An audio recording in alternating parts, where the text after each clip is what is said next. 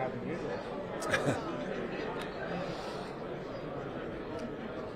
Robert, what can you tell us about the possibility of adding Aaron Rodgers? To be honest, I got nothing on that one, guys. That's obviously he's still with another team, so I'm just not going to talk about it. Robert, did you think you had your quarterback thing resolved at this point? You'd always like to. Yeah. Takes two to tango, so it's just it's a process. We respect the process, and whenever it gets done, it'll get done. What was your reaction to him saying pretty forcefully, though, that he wants to play for your team? I mentioned it yesterday. We've come a long way in 2 years, and to have a guy of his caliber and really, there's a lot of guys off it. A lot of guys have wanted to come here and play, and there's a lot of excitement around the organization, and it's a cool thing to be a part of. So hopefully we can, just continue moving forward and capitalize on the momentum. When in your mind is the cutoff point to where you want to have your starting quarterback position solidified?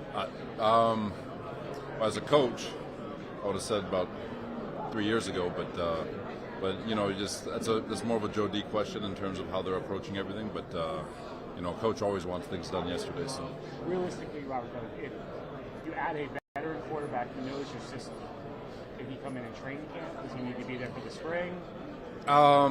For sure. If there's great rapport with the coordinator, there's really no urgency. The quarterback is good if he understands the system. If the quarterback knows it, it's just a matter of just refining skills and doing all that stuff. But so there's no hurry on it right now. Robert, did you speak with Zach Wilson after the Pat McAfee interview with Aaron Rodgers? I've been in contact with Zach since the end of the season, so it's just he's been great. I think he's in a great mental state. I know he's been working his butt off back home, and he's got a lot of things that he wants to accomplish, and I still think that he hasn't even come close to sniffing his ceiling, and he's got a lot of room to grow, and we're excited to continue working with him.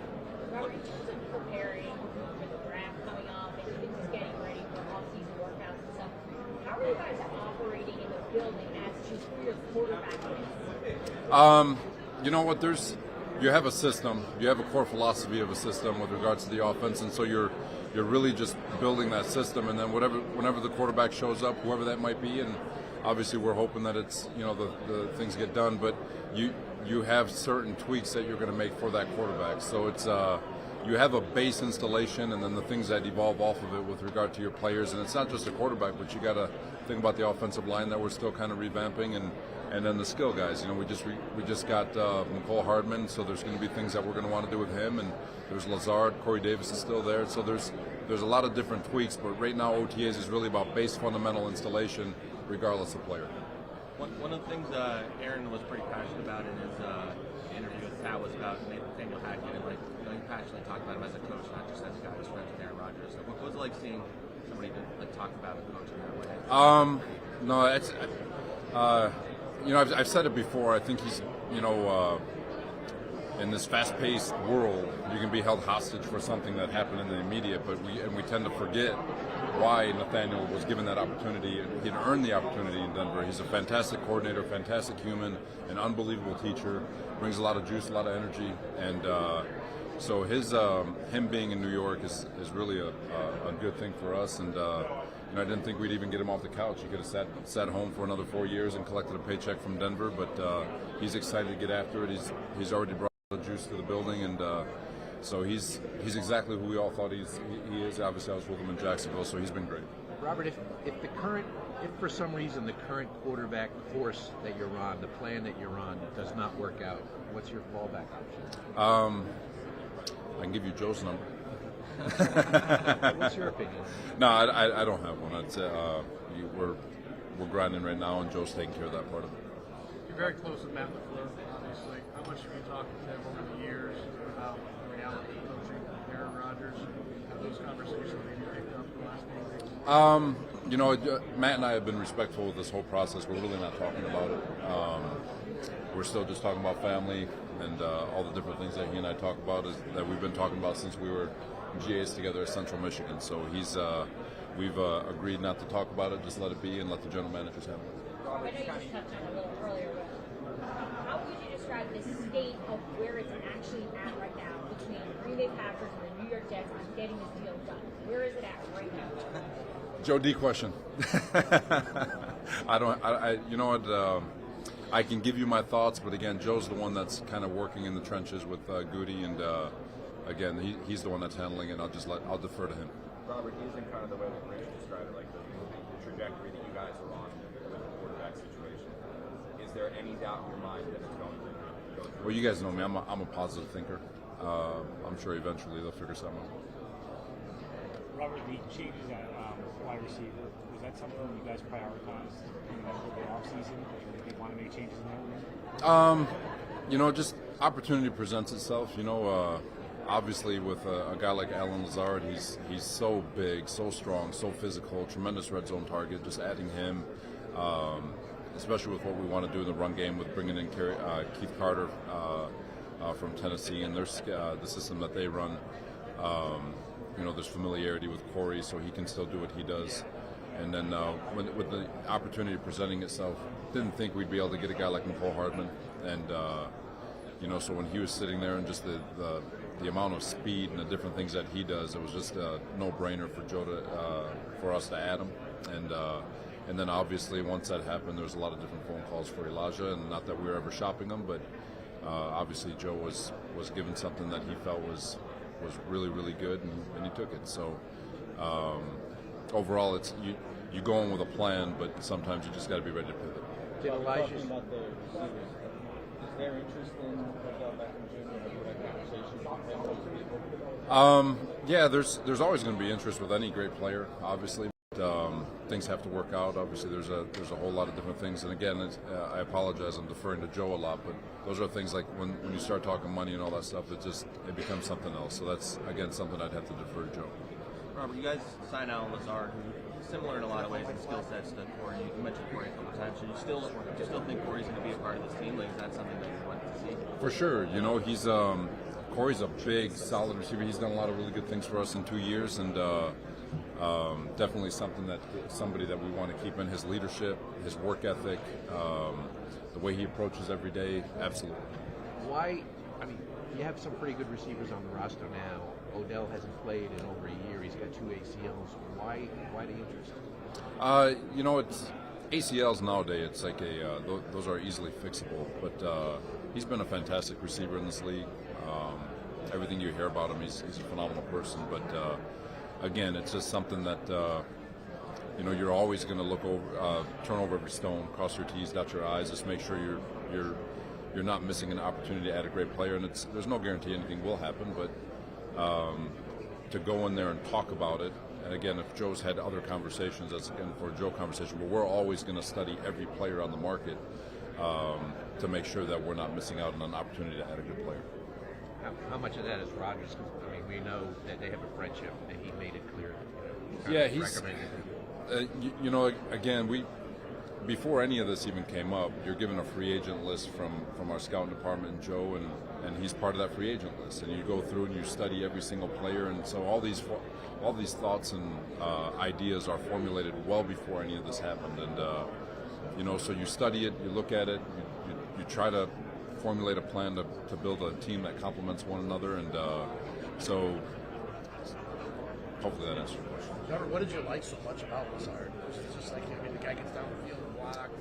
Yeah, I mean, if you see him in person, the guy is just an enormous person. He's got good ball skills. He's really good target in the red zone. He's from everything and again, I'm one of those guys who just loves guys who've come from the bottom and have made his way up. And you know, I've always made the comment that you want to be careful who you give your money to in free agency, because a lot of complacency can set in. He's a guy that's kind of scratch and clawed his way through, and you're just very confident that if you give him that money, he's only going to get better. Similar to DJ Reed, you know, another guy who scratch and clawed. You weren't afraid to give him the money because you knew he'd capitalize on it. And so with Lazard, there's a lot of different things he does very, very well, and but his leadership and his mindset and his grind is hopefully going to continue to flourish. You guys are in a position where you're going after free agents who can help you win. Right now, it's kind of a different position than you've been in the past. What's it like to be in that position, and what is the future? Give me the beginning part again. I'm sorry, but veteran free agents who can help you win right now. Like, for sure. Contenders So Yeah, what's it like to be in that position? What's your pitch to them? You know, we're young roster, very young roster, so it's okay to add a few veterans. And to be honest with you, we've actually added the guys we've added are pretty young, and but you always want to have that mixture of really good, solid veterans who've done it the right way, who still continue to work, who appreciate this and love the process from rehab and all that stuff, working out, meetings, practice. So you always want to build that mixture of veteran leadership along with that youthfulness of athleticism and juice. Robert, with Elijah, is there any frustration that you guys weren't able to make it work with him? Because obviously when you drafted him, you had pretty high hopes for him, and I know you got an offer you guys like, but after 2 years he's gone now. So I'm like, is there some level you wish it worked out a little better than it did? You always do. You always look in the mirror. If it doesn't work out with a player, as a coach, you just always go back and just try to figure out what went wrong, what could have been better. But Elijah had a really good second half of the year last year. I know everyone's going to talk about the first half of the trade demands, but he's a tremendous young man. Works his tail off. Got a lot better as the year went on, and regained all his speed, and was very productive for us. And so there's no doubt. Cleveland got a really good receiver, and he's going to be good there for a while. Robert, you talked about wanting to keep the defense together. You lost 2 of your tackles. How do you plan to find someone? We'll keep looking. Like I told Joe, we still have Quinton. He's pretty good, and so we want to add those pieces. And Sheldon Rankin's a phenomenal football player. Did a lot. You guys know how much I love Shep. Going to New Orleans and getting what he got. Really excited for him, but we'll be all right. We'll figure it out. Robert, for one last thing, you were very young the first 2 years. It feels like since you got here, this is the year you've been pointing. Year 3, you're building it the first 2 years. Is the expectation this year playoffs? Well, the expectations every year, I feel like, are always to every team win a championship. And, to put, you guys know me, I'm not going to put mandates or expectations. We're always expecting to win. We're always expecting to go as far as we possibly can. But once you set expectations, well, what now? What now is the moment? And so we just got to stay focused in the moment, find ways to get better, utilize, maximize every single day that we have, and whatever happens, happens. And felt like we got close a year ago.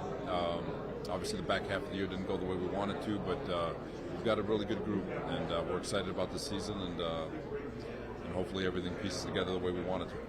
Robert, you added Chuck Clark during the offseason. Just talk about what he brings to the defense. Chuck, another one of those guys, just freaking loves ball, eats it, lives it. Got a tremendous mindset to him. Fights through pain, fights through injury. The guy's got a Ironman streak. I don't know what it is, over 1,000 plays in a row or something like that. Just an incredible talent, tackling machine. So he's getting into a safety room that we're really excited about. I think Jordan's going to be a lot better playing in the second year in the system. And so we got some young guys that with Ashton Davis and TA. Hopefully they'll take another jump. So it's a really good group. He's going to add veteran leadership to that group. And again, he's coming from a championship organization to bring that championship mindset. And we'll see if we can grow off. How do you feel about where you guys are at center right now? I know Connor's a free agent. I guess you had Bush right.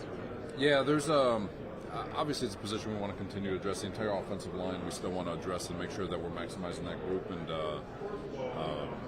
again, those are things we're studying. They're still looking at all the free agent lists. We're going through the draft to look at what's available, and so there's still some work to be done there. Great guys. Coaching staff, Ben Jones is one of the main names out there at center. He's got connections, obviously, to the coaching staff. Is that somebody that you're exploring?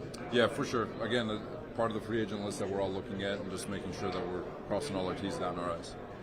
Same question. You guys meeting with Calais Campbell later this week? You know what? I haven't talked to Joe on that one yet. If Joe reported that one, or if it came from us, and we are, but I haven't met. But he's again somebody that with our D tackle having 2 spots available, somebody that we definitely talk to. How do you look at your tackle position right now? Because you have 3 guys with Dwayne, Kai, and Max, who are all coming off injuries and some significant. Yeah. So, are you counting on 2 of them, or are you? How do you approach that? Mac. I'll start with Dwayne. I got to start drinking the water he's drinking, because I have no idea how he's rehabbing and progressing the way he is. He looks fantastic. I see him in the weight room every day. freaking love that dude. Makai, I mean, I know he's posting videos. He looks good, man. But so he's doing all the right things. His mind's in the right spot. And then Max, very confident that Max will come back fully healthy and ready to roll. So again, we're still looking at that group and making sure that we cross our T's, dot our I's. There's still the draft. There's still free agency, and so we'll continue to grow off it and continue to study all of it and make sure that we're making the best decisions for the organization. Yeah, Robert, last year at joint practices, Zach had a lot of lengthy conversations with Aaron just about quarterback in life, quarterback in the NFL. What can those conversations do for a young quarterback and their growth, especially getting that experience during training? You know what? I think anytime you have a young kid, not just a quarterback, and you have veteran leadership in that room, it can only help them. Especially if the veteran is the type of guy that you're trying to follow, the guy that comes in early, the guy that takes care of his body, the guy that eats right, rehabs, does all the right things, and because it can go the other way, where you're looking at a veteran leader who's kind of made it in the league, but he's really doing the bare minimum. He can because he's kind of gifted, where it can lead some of these young guys astray. So if you have the right leadership in there, and a veteran and a young guy has a chance to attach to that veteran's hip, then it can only help. Is that definitely your number 2? As of now, for sure. And again, like I said, we're really excited to work with him. I want to make sure I rephrase that. When I said as of now, I know that's going to be the headline. But he's our. You're quick. I know. Just tweeted out yourself. He's our number 2. We're really. I really still think Zach has a future in this league to be a really good quarterback. I really do, and he has the work ethic. He has the mindset, and he's coming in here to attack it. And but yeah, we're counting on him to be a fixture here for a while. Speaking of that, Mike White ended up going to the Dolphins too. Just talk about how different it'll be to see him in the Dolphins uniform along with Braxton Berrios and Dan Bailey as well. No, he's you guys know I love Mike, Braxton, and Feeney, 3 guys that represent what you want. With the mindset, the attitude, the commitment to the organization, their work ethic, all of it. And but to see them in a different uniform, you kind of get used to it after being so many years in the league. We're all renters, as they say, so we all come and go. Robert, at the time since you've sat down, Lamar has been on Twitter and requested a trade. Seriously. Okwara? No, Lamar Jackson Lamar. requested a trade on Twitter. Oh. Is that an avenue that all interests you? He's a heck of a quarterback, but again, that'd be more for Joe. Robert, you talked a lot about the young core. You guys haven't been as active in the free agency as the past years. I'm curious, how much of that is you want to see these guys get a chance to keep growing and stay in their role? It is for sure. We're excited about the group that we have. Last year our defense, for the most part, we're bringing them all back. We still need to take care of our D tackle positions, but offensively, we love Garrett Wilson, love Corey Davis, love the 2 additions that we made with Lazard and McCole, and there's a bunch of young guys. Hopefully Mims takes another step forward. Irv takes a step forward. So there's some young guys back there that we're excited to see grow from the receiver standpoint. And running back wise, I'm expecting big things from Michael Carter. I know he had a down year a year ago, but I think he's got a chance to come back strong. It usually happens where year 3 is the trigger for those young guys, and obviously Bam finished season strong. Get Ty Johnson back, and then Brees looks fantastic. So we just have a really good mixture of young guys right now that we're excited to grow and continue to work with, and we'll fill the needs where necessary. You guys have obviously done a lot of joint practices your first I'll get you 2 this. years. Do you plan on doing more joint practices this year? Yeah. I know you said with the Giants. For sure. There's we'll see how the schedule comes out. Planning, we got the Hall of Fame game week 1, and then we have a week 2. Depending on who that is, hopefully that's a situation where we can have a joint practice. Where do things stand with Cole Lawson? Because he's one of those guys that kind of has a joke question, but he has a big cap number. So he's kind of, he could be a potential release. I mean, is he going to be on the team this year? I'll speak for Joe on this one.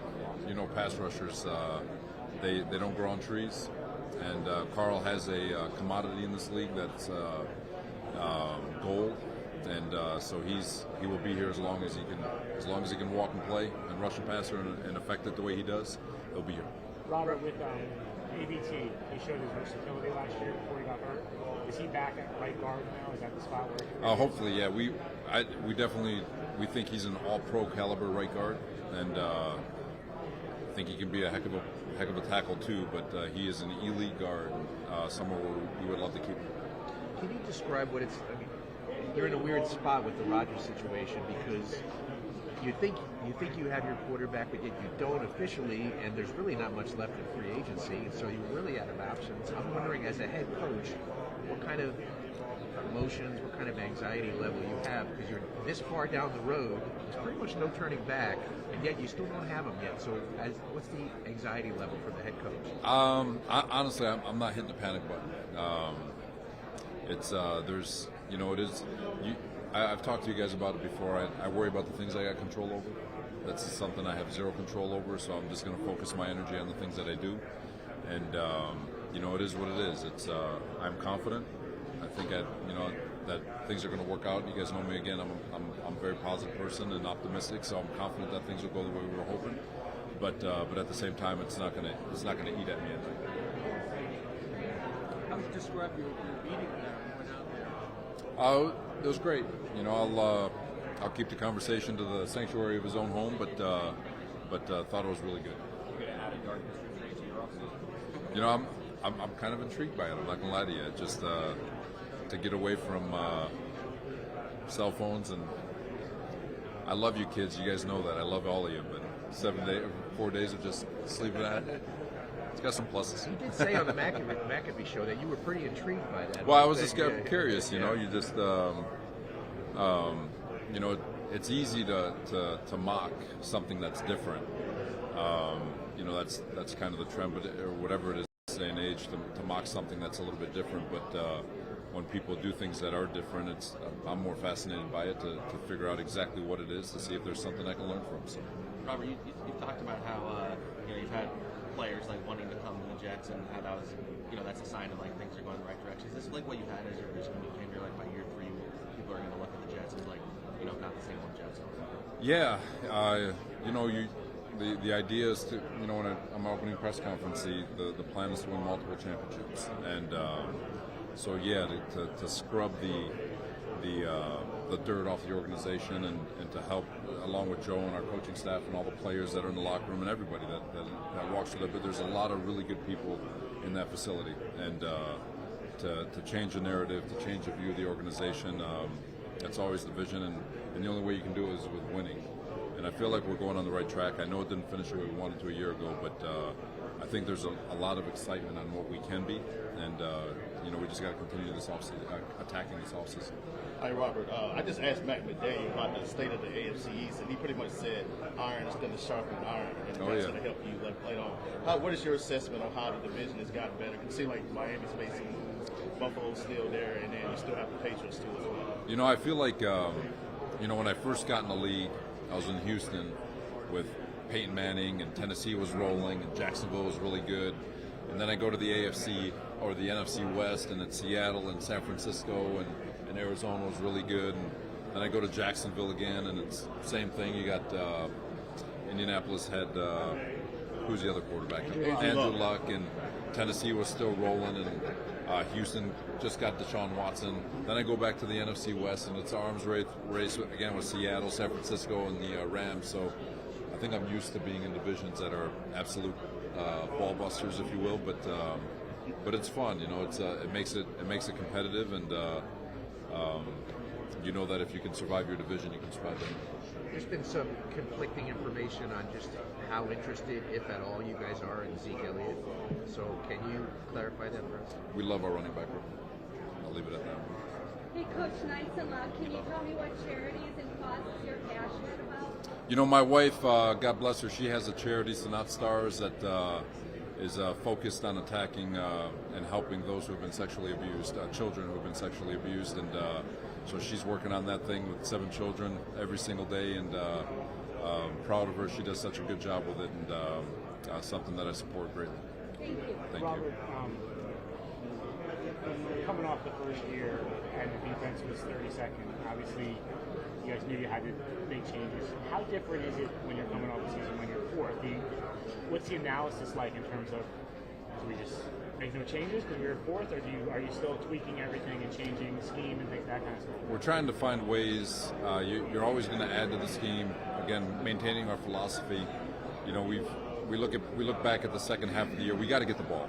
The second half of the year, we weren't able to get the ball and takeaways. And I know we attack it. I know we're trying to disrupt it the best we can. But to set up short field, score on defense, find a way to jar the ball loose. I think we saw the third most runs in the league a year ago. Which again, it's hard to get the ball out on running play. You want to be able to get some interceptions and all that stuff. And but we'll be a lot better. We're looking for ways to close the door. How can we be better when our offense scores, to slam the door shut on the opposing offense? And so there's things that we got to get better, some things that we're going to focus on. And again, you're always going to try to evolve your scheme to match what's happening around the league. And so it's something that we'll be always trying to evolve. Specifically with Garrett, how do you think he can benefit from a veteran quarterback? I think everyone can benefit from a veteran quarterback. You know, when you're a young guy playing, and the young guys make mistakes, and to be able to work with a veteran who can get you steered in the right direction, and not just for his group, but you look at what Garrett has now with Lazard and Corey. He's got McCole Hardman coming in, who's also a veteran. So, you know, he's got a lot of really good veteran talent around him, and the same thing goes for Mims to see these guys, these veterans, and same thing with all the other young guys we have at receiver. So just being surrounded by veterans, whether it's a quarterback or somebody in your own room, is always beneficial.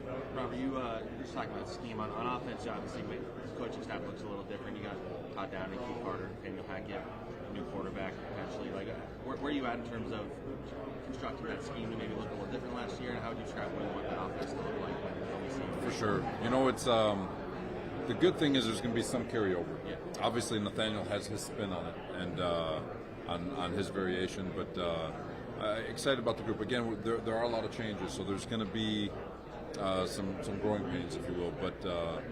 But excited about the group, excited about the mindset, and you know, with the way things are going, I'll have better answers for you in OTAs. But just love the direction that they're going right now. What do you feel like Hardman adds to the offense? Gas. He is. I know he ran a 4.3, but he plays 4.3. He's got elite field vision with the ball in his hands. I think he's second in the NFL in yak, behind only Deebo Samuel. He can blow the top off the coverage. It is very easy to get him the football with regards to jet sweeps and screens and bubbles and all that. But I think he's an underrated route runner. Something that we're going to try to help him get a lot better at. And I think he still has a lot of juice and a heck of a higher ceiling to reach as we develop the intermediate route running skills of his. And but he's, again, one of those guys, if you can just get the ball in his hands, he's going to make something happen. Do you allow yourself to get excited about the quarterback, or are you more like, I don't want to talk about it until whatever officially happens? Yeah, you obviously you're imagining a world that you have a quarterback, but you just got to stay focused in the moment and focus on the things that you've got control over, and continue to work in the direction that you want with regards to the install and all that stuff. So. Got about a minute left. What's your opinion on the sneak play that the Eagles popularized in the playoffs with the quarterbacks? With the push that's kind of coming. As long as no one's getting hurt, I don't care. It's a cool little play they got going, and I'm sure you're going to see 31 other teams doing the same thing. How about defending it from a defensive perspective? It's hard. They do such a good job, just getting so much push. You saw, I just watching the Niners game, when they had a couple of them, and I got so much respect for that Niners D-line, and the amount of push that they were still generating. It's a heck of a little deal, and I know they got a bunch of plays off of it, so it's a cool scheme that they exploited. This one's a little out of left field. Have you guys heard at all from Mark Johnson about you guys being major? I know you wanted to. That's a hiding question. I didn't say. No, it's we're eligible, but you guys, I'm a coach, man. I don't want to. But I'll leave that one alone. Any interest in Ezekiel Elliott running back? Last question here. Have y'all made any contact? Any interest in Ezekiel Elliott? No, we're there again. He's part of the free agent list that we all studied. But when you look at Brees and Ty Johnson and Michael Carter and Bam Knight, the guys that we have in that room, we're really excited about the guys we have. Thanks, everybody. Appreciate it. Thanks, guys. You're trending. Shit.